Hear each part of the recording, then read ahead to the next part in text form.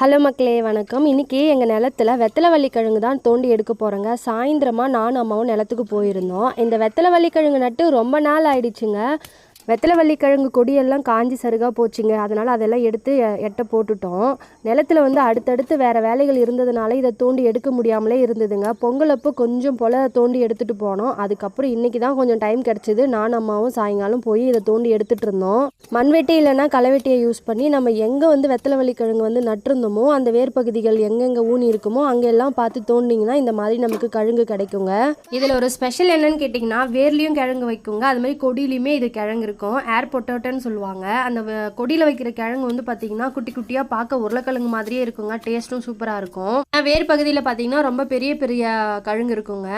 அம்மா தோண்டி தோண்டி எல்லாத்தையும் எடுத்து என்கிட்ட கொடுத்துக்கிட்டே இருந்தாங்க. 2 பேரும் சேர்ந்து கதை பேசிக்கிட்டே இன்னைக்கு இந்த கழுங்கெல்லாம் நோண்டி எடுத்துகிட்டு இருந்தோம். ஆனால் நாங்கள் நினச்ச மாதிரி எங்களுக்கு பெரிய கழுங்கெல்லாம் கிடைக்கவே இல்லைங்க. ஓரளவுக்கு மீடியம் சைஸ் தான் இருந்தது. ஏன்னா நாங்கள் நட்டதோட சரிங்க, தண்ணி மட்டும் ஊற்றணும், வேறு எந்த உரமும் வைக்கல. அதனாலேயே என்னாச்சுன்னா பெரிய அளவுக்கு கழுங்கு இல்லைங்க. இந்த மாதிரி குட்டி குட்டியாக தான் கழுங்கு இருந்தது. பரவாயில்ல, நம்ம வீட்டு தேவைக்கு தானே நம்ம வச்சுருந்தோம், இதுவே நமக்கு போதும்னு சொல்லி அம்மா தோண்டிட்டு இருந்தாங்க.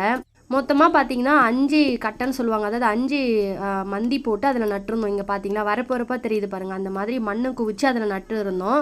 இப்போ அம்மா இவ்வளோதான் தோண்டி இருக்காங்க. இதுக்கே எங்களுக்கு 2 கிலோ கிட்ட கழுங்கு கிடச்சிருக்குங்க. இது மொத்தத்தையும் தோண்டினா எவ்வளோ கழுங்கு இருக்குன்னு நான் இன்னொரு வீடியோவில் அப்டேட் பண்ணுறேன். எங்கள் வீடியோ பிடிச்சிருந்தா மறக்காமல் சப்போர்ட் பண்ணுங்கள்.